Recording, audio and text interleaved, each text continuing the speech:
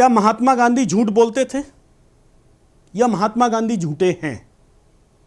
यह सवाल सुनकर जरूर आपको झुरझुरी आनी चाहिए, क्योंकि यह सवाल इसलिए बड़ा हो गया है कि एक बात कही गई है और वो बात भी एक जिम्मेदार आदमी ने कही है। उन्होंने कहा है कि महात्मा गांधी ने लॉ की डिग्री कभी की नहीं थी, वो सिर्फ एक 10वीं पास सर्टिफिकेट लेकर के बैठे हुए थे और उन्होंने कभी लॉ की डिग्री की ही नहीं, उनके पास लॉ की डिग्री नहीं थी।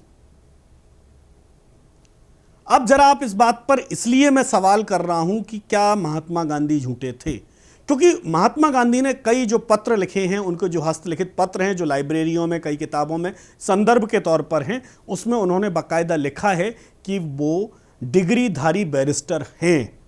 तो आप इसका मतलब समझिए, डिग्रीधारी बैरिस्टर यानी कि डिग्री करने के बाद आपने वकालत पेशे को चुना और उसमें आपको बैरिस्टर की उपाधि मिली है और उसके बाद आप वकालत कर रहे हैं। सियासत गरम में मैं हूं शैलेंद्र तिवारी और आज हम बात कर रहे हैं उस बयान की जिस बयान ने देश में एक नई बहस खड़ी कर दी है। वो बयान दिया है जम्मू कश्मीर के उपराज्यपाल मनोज सिन्हा ने। मनोज सिन्हा वही जो भारत के रेल राज्य मंत्री रहे हैं, उत्तर प्रदेश के मुख्यमंत्री के लिए बड़े दावेदार माने जाते थे और बनते बनते रह गए, और अब इस समय जम्मू कश्मीर में उपराज्यपाल की भूमिका निभा रहे हैं। मनोज सिन्हा ने ITM यूनिवर्सिटी ग्वालियर में एक कार्यक्रम के दौरान कहा, उन्होंने जो बयान दिया उनका बयान मैं हूबहू पढ़ता हूं। शायद कम लोगों को मालूम है, देश के अनेक लोगों, पढ़े लोगों को यह भ्रांति है कि गांधी जी के पास लॉ डिग्री थी। गांधी जी के पास कोई डिग्री नहीं थी और ना ही है। एक और चीज मैं आपसे कहना चाहता हूं, शायद कम लोगों को मालूम है, देश में अनेक लोगों को, पढ़े लिखे लोगों को भ्रांति है कि गांधी जी के पास लॉ डिग्री थी। गांधी जी के पास कोई डिग्री नहीं थी। अभी मैं बताऊंगा, कुछ लोग मंच पर भी प्रतिकार करेंगे, लेकिन मैं तथ्यों के साथ आगे बात करूंगा। कौन कहेगा कि गांधी जी एजुकेटेड नहीं थे, प्रशिक्षित नहीं थे? मुझे नहीं लगता है किसी में साहस है जो ये बात कह सकता है। But did you know that he did not have a single university degree or qualification? There are many of us who think that Mahatma Gandhi had a law degree. No, he did not. His only qualification was a high school diploma. He qualified to practice law. He did not have a law degree.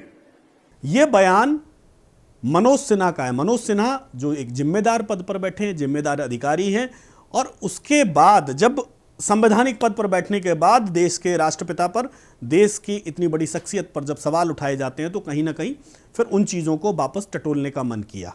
तो पिछली कई किताबें मैंने टटोली, पिछले कई उनके जो पत्र लाइब्रेरियों में मौजूद हैं उसमें मैंने जब देखा तो उसमें बाकायदा खुद महात्मा गांधी ने जो अपने पत्र लिखे हैं, लेटर टू एडिटर्स हैं, लेटर टू रेलवे हैं, या कहीं भी उन्होंने कई अधिकारियों को लिखे हैं पत्र, उसमें उन्होंने पहली लाइन यही कही कि वो डिग्रीधारी बैरिस्टर हैं, इसलिए उनके साथ जो भी चीज़ें जो उसके लिए वो चाहते थे वो उन्होंने की। और एक और बात मैं आपको कहूँ, अभी मैं ये भी बताऊंगा उन्होंने डिग्री कहाँ से ली थी, कैसे ली थी, क्या किया था, लेकिन उससे पहले एक चीज़ और बता दूं कि उन्होंने दक्षिण अफ्रीका की सुप्रीम कोर्ट में वकालत की, उन्होंने पोरबंदर में वकालत की, उन्होंने इंग्लैंड में भी वकालत की, यानी ब्रिटेन में भी वकालत की। तो अब जब आपने वकालत की तो बिना डिग्री किए आपको इन बार काउंसिल ने कैसे आपको अलाउ किया, जबकि एक नियम है कि डिग्री करने के बाद आपको रजिस्ट्रेशन लेना पड़ता है बार के भीतर, उसके बाद आप प्रैक्टिस शुरू कर सकते हैं। अब जरा हम उनके एकेडमिक कैलेंडर पर नज़र डालते हैं गांधी जी के। गांधी जी का जो एकेडमिक कैलेंडर कहता है कि उन्होंने 1887 यानी 1887 में 10th पास की थी। जो 10th उस समय सर्टिफिकेट होती थी, 10th डिग्री नहीं कही जाती थी, सर्टिफिकेट कोर्स होता था, या 10th की जो मार्कशीट होती थी वो उनको 1887 में मिली। 88 में उन्होंने 1888 में समलदास आर्ट कॉलेज में एडमिशन लिया। वो अकेला ऐसा कॉलेज था जो डिग्री देता था। तो समलदास कॉलेज में उन्होंने एडमिशन लिया, लेकिन 1 साल पढ़ाई करने के बाद उन्होंने उस कॉलेज से ड्रॉप ले लिया। क्या कारण थे, क्या वजह थी, उन्होंने उसका अपनी किताब में बहुत आगे जाकर के जिक्र किया, बहुत सारी चीज़ों पर उन्होंने बात की, मैं यहाँ वो बात नहीं करूँगा। उसके बाद उन्होंने अपने आप को फिर वापस से सोचा, उसके बारे में सोचा, और उसके बाद उन्होंने अपना स्ट्रीम बदला और उन्होंने लॉ की डिग्री करने के लिए, यानी कानून की पढ़ाई करने के लिए वो यूनिवर्सिटी कॉलेज ऑफ लंदन चले गए 1988 में। जिस साल उन्होंने कुछ दिन पढ़ने के बाद ड्रॉप लिया था, ड्रॉप के बाद वो यूनिवर्सिटी कॉलेज ऑफ लंदन से लॉ की डिग्री लेने के लिए चले गए। यहाँ उन्होंने 3 साल पढ़ाई की और उसके साथ साथ उन्होंने अंग्रेजी और दूसरे सब्जेक्ट्स पर भी वहाँ पर अपनी पढ़ाई जारी रखी। अब आप ये देखिए कि उस समय भी एक कानून था कि अगर आप लॉ की पढ़ाई पूरी कर लेते हैं उसके बाद भी आपको ब्रिटेन में वकालत करने की इजाज़त नहीं मिलती। ब्रिटेन की बार में आने के लिए आपको जो बार काउंसिल जो आपको सनद देती है, जो आपको सर्टिफिकेट करती है कि अब आप कोर्ट में जाकर के बहस कर सकते हैं, उसको पाने के लिए वहाँ आपको एक एग्ज़ाम और देना पड़ता है। और वो बैरिस्टर का एग्ज़ाम जो अलग से होता है वो भी महात्मा गांधी ने दिया और उसके बाद उन्हें बैरिस्टर एट लॉ की जो पदवी मिली वो उसके बाद मिली। उसके बाद उनको वो डिग्री पूरी हुई, जिसके बाद उन्होंने इंग्लैंड में वकालत शुरू की, उसके बाद राजकोट में, पोरबंदर में वकालत की और यहाँ तक कि उन्होंने दक्षिण अफ्रीका के सुप्रीम कोर्ट में भी वकालत की।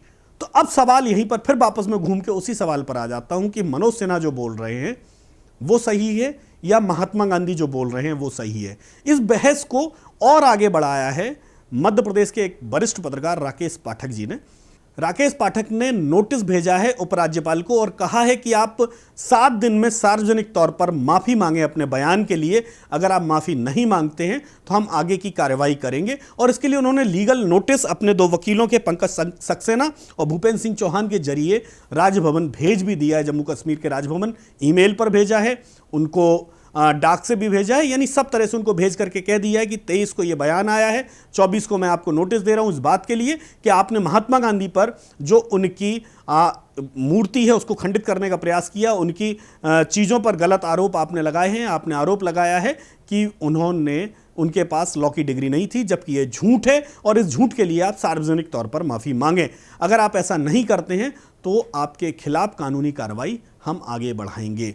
तो राकेश पाठक ने इस बहस को एक नेशनल सिनेरियो पर लाकर के खड़ा कर दिया है, खड़ा कर दिया इस बात के लिए कि क्या वाकई में मनोज सिन्हा सही हैं। अगर मनोज सिन्हा सही हैं तो फिर गांधी जी की जो डिग्री है वो कैसे झूठी हो सकती है, क्योंकि सवाल वहीं से आ रहा है कि सच कौन आखिर। लेकिन अगर मैं डिग्री की बात करूं तो यूनिवर्सिटी कॉलेज ऑफ लंदन से लेकर के अगर आप इंटरनेट मीडिया पर भी जाकर के देखेंगे तो यूनिवर्सिटी ऑफ लंदन की आपको डिग्री का जिक्र महात्मा गांधी के साथ मिलेगा। इसके अलावा जब महात्मा गांधी के जो पत्र हैं जो इंटरनेट से लेकर के संग्रहालयों में रखे हुए हैं उसमें उनका जिक्र मिलेगा, जब वो अपने लेटर्स टू एडिटर्स और बाकी जगह कह रहे हैं कि वो डिग्रीधारी बैरिस्टर हैं। तो आप ये समझ लीजिए, जो व्यक्ति जिंदगी भर सच के प्रयोग के लिए रहा, जिसने जीवन भर सच बोला और उस सच बोलने वाले व्यक्ति पर आज एक झूठ का आक्षेप लगाया जा रहा है, तो वो कितना सही होगा।